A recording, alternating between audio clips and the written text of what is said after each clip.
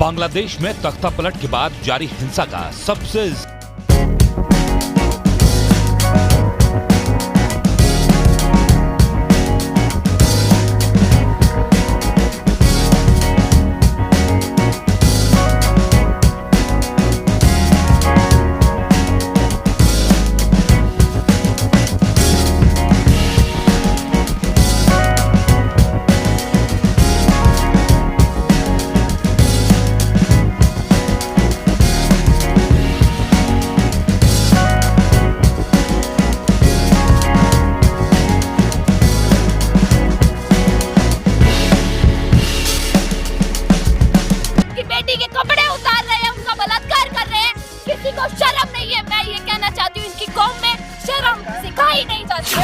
रोटी कपड़ा मकान केवल जरूरत है।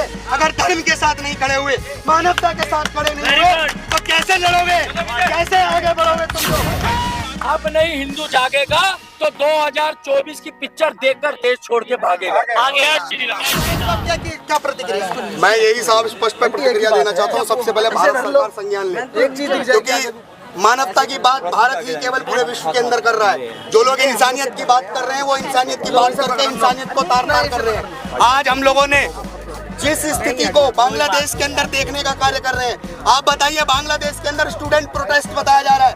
2 महीने का प्रोटेस्ट है ये, केवल 2 महीने के प्रोटेस्ट में आप बताइए कि उस देश की प्रधानमंत्री को भागना पड़ गया। क्यों भागना पड़ गया? क्योंकि उस देश के कट्टरपंथियों ने उस देश की जनता के ऊपर बर्बरता करना शुरू कर दिया।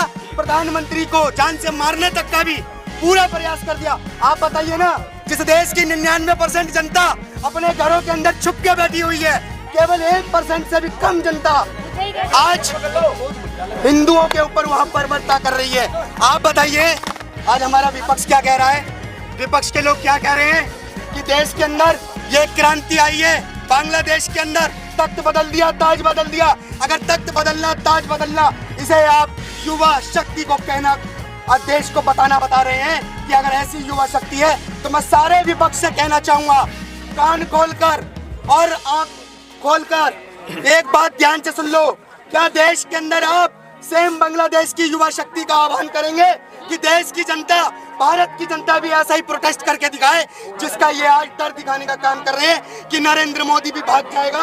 अगर ऐसा प्रोटेस्ट, आतंकी प्रोटेस्ट, महिलाओं के साथ बर्बरता, बच्चों के साथ बर्बरता, मानवता के साथ बर्बरता, वैश्विक स्तर पर बर्बरता दिखाकर पूरी दुनिया को डराने का काम कर रहे हैं, लोगों को मार मार कर टांगा जा रहा है। एक 14 साल की बेटी के साथ 47 जिहादियों ने आज बलात्कार किया। आप बताइए ना, ये कौन सा प्रोटेस्ट है? प्रोटेस्ट के नाम पर देश को अगवा कर लिया। प्रोटेस्ट के नाम पर कट्टरपंथियों ने देश के अंदर अपने ही मुस्लिम राष्ट्रपति को भागने पर मजबूर कर दिया। आप बताइए, इस देश के अंदर, दुनिया के अंदर 57 मुस्लिम कंट्रियां हैं। 57 मुस्लिम कंट्रियां होने के भी बाद शेख को, आप बोलिए हसीना शेख को मुस्लिम कंट्रियों में जगह नहीं मिली। कहाँ मिली? भारत के अंदर। उसी भारत के अंदर जिस भारत के लोगों को वहां मारा जा रहा है, हमारे हिंदू भाइयों को मारा जा रहा है।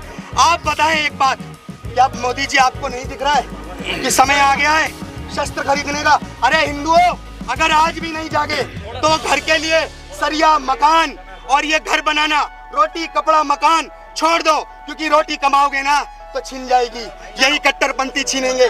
कपड़े अगर तुम पहनोगे, तुम्हारी बहन बेटियों के कपड़े भी यही उतारेंगे, और अगर मकान बनाओगे तो मकान भी जला देंगे। अरे रोटी कपड़ा मकान केवल जरूरत है। अगर धर्म के साथ नहीं खड़े हुए, मानवता के साथ खड़े नहीं हुए, तो कैसे लड़ोगे, कैसे आगे बढ़ोगे तुम लोग? 47 देखी थी आपने पिक्चर, केरला स्टोरी देखी थी, जैसलमेर वाली देखी आपने, बॉर्डर। आपने सारी पिक्चरें देखनी है, अपने बच्चों को बोल दो लाइव पिक्चर चल रही है बांग्लादेश में, लाइव चल रही है, लाइव पिक्चर होगी आने वाले टाइम पे। अगर मोदी जी ने संज्ञान लिया तो मैं क्लियर बता दूं, पिक्चर का नाम होगा बांग्लादेश से भागे हिंदू 2024। क्या गायब हुए हिंदू 2024? हमारे बच्चों के बच्चे देख रहे होंगे और कह रहे होंगे, अगर काश हमारे बाप दादा उस टाइम उठ गए होते। हमारी मजबूरी ये है कि वहाँ के हिंदू बॉर्डर के पार है। क्या बॉर्डर के पार हम नहीं जा सकते, हमारे हाथ बंधे हुए हैं। दूसरी बात, उन्होंने दिखा दिया कि हम मुगलों के वंशज हैं, जो कि वहाँ पर वो महिलाओं के छोटे वस्त्र चुरा रहे हैं, संडास चुरा रहे हैं, चम्मच चुरा रहे हैं, क्लब पेटे चुरा रहे हैं, और वो कोई आरक्षण का मुद्दा नहीं था। उस देश को इस्लामीकरण बनाना है, उस देश को इस्लामीकरण बनाने का मुद्दा उन्होंने उठाया। इसी देश में पॉइंट 2 हर चीज का पॉइंट 2 चल रहा है। किसान bill point 2, CAA NRC point 2, JNU protect point 2, मतलब हर चीज में फंडिंग करी जाती है। आज एक गरीब आदमी किंचन बच्चा मारा गया तो उसका परिवार 2 महीने नहीं बैठ पाया बिना फंड के। चाय पानी नाश्ता नहीं करा सकते, इन लोगों को बिरयानी कौन खिलाता है? बिल्कुल। इन लोगों को चीजें कौन लगाता है? इन लोगों को शाही पनीर, इन लोगों को बादाम शेक कौन पिलाता है? वो पिलाता है पाकिस्तान, ISI, चाइना। और चाइना और पाकिस्तान का मुद्दा बांग्लादेश में तो हो गया, मगर हमारे भारत की इंडियन आर्मी में, भैया इंडियन आर्मी के लिए जोरदार तालियां बजा दो। हमारी इंडियन आर्मी में हमें विश्वास है, हमारी इंडियन आर्मी में हमें विश्वास है कि हमारी इंडियन आर्मी जो है वो पत्थरबाजों के और आतंकवादियों के साथ कभी नहीं हो सकती, कभी नहीं हो। दूसरा, अरे यार बांग्लादेश ने दिखा दिया कि तुम्हारे खून में भी गद्दारी है, तुम्हारी कौम में भी है। और उन लोगों के लिए भाई साहब तालियां बजा दो जिन्होंने वहाँ पर रहने के बाद भी आज अपने आप को गर्व से हिंदू कहते हैं, मगर वो बेचारे मार खा रहे हैं मगर धर्म पे। और यहाँ वाले हिंदुस्तान वाले 2 बोरी चावल 2 बोरी आटा, और अगर कैमरे में बोलने न दिया हो तो लेफ्ट विंग में जाके राहुल गांधी के तलवे चाट रहे हैं। इसीलिए लास्ट बोल रहा हूँ, अब नहीं हिंदू जागेगा तो 2024 की पिक्चर देखकर देश छोड़ के भागेगा। चाहता हूँ देश के हिंदुओं को, बांग्लादेश में जो हो रहा है वो तुम सब अपनी आंखों से देख रहे हो, आंखें फाड़ फाड़ करके देख रहे हो, लेकिन तुम उस पर अमल नहीं कर रहे हो।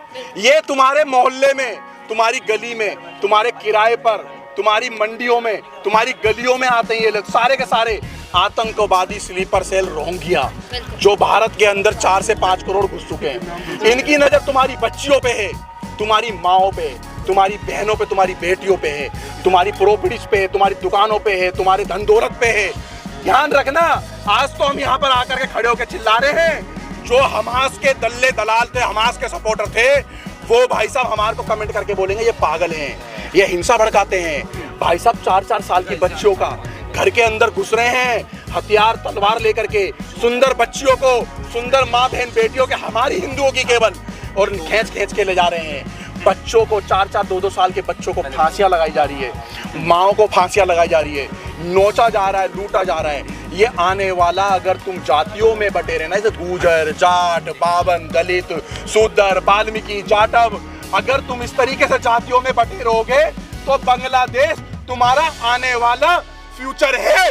और डंके की चोट पे बोलते हैं, और मैं खुला चैलेंज करता हूं, अगर कोई आतंकवादी मेरे घर के दरवाजे पे आएगा तो मैं किसी पुलिस और किसी कानून के पास नहीं जाऊंगा, उन आतंकवादियों को स्वयं मारने की कोशिश करूंगा। क्या तुम इस चीज पे अमल करोगे? आज आपने 2-2 लाख के मोबाइल, बड़ी बड़ी गाड़ी, बड़े बड़े बंगले रखे हुए हैं, क्या तुमने अपने घर में लोहा सरिया रखा हुआ है अपनी बहन बेटी बचाने के लिए? क्या तुम्हें फुर्सत ही नहीं है? तुम्हें क्लब डिस्को बार से फुर्सत नहीं है, ऐसो आराम से फुर्सत नहीं है। आज तुम्हारी गली मोहल्ले में अगर एक हिंदू अगर धर्म की बात करता है तो तुम उसे पागल कहते हो, हिंदू ही पागल कहता है इसको।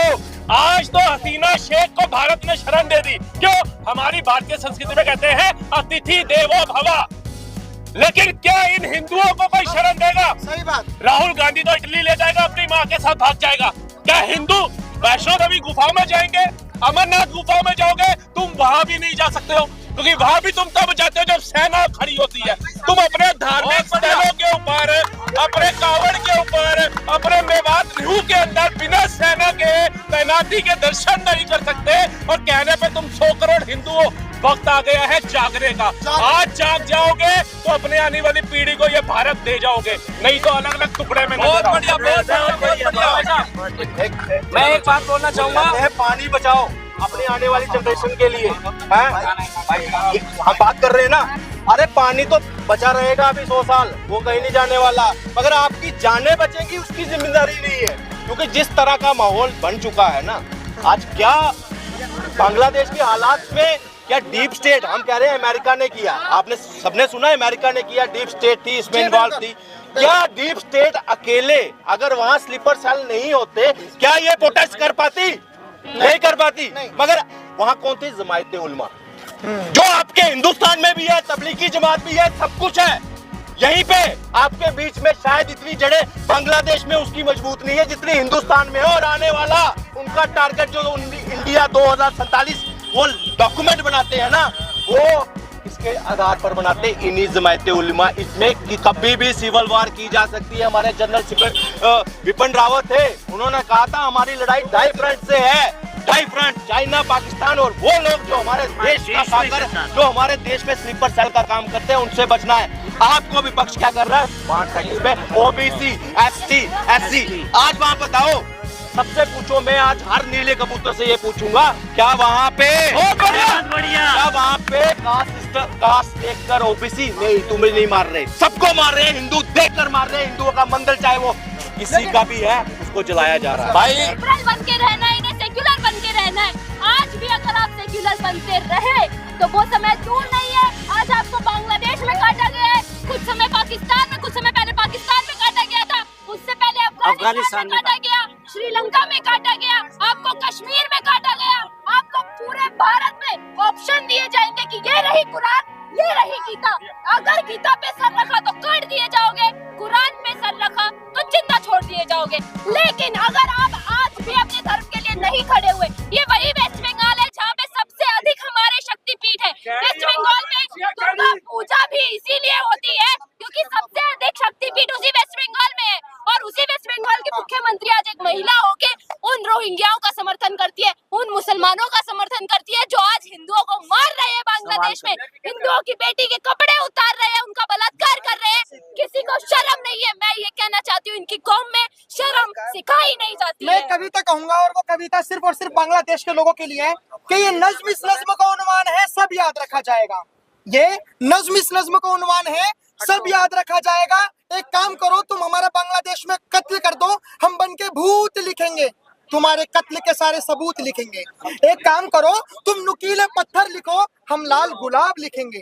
तुम इस धरती पर जुल्म लिख दो, तुम लिखो, तुम इस धरती पर जुल्म लिख दो, तुम इस धरती पर जुल्म लिख दो, तुम इस धरती पर जुल्म लिख दो। आसमान में जय श्री राम लिखा जाएगा, सब याद रखो।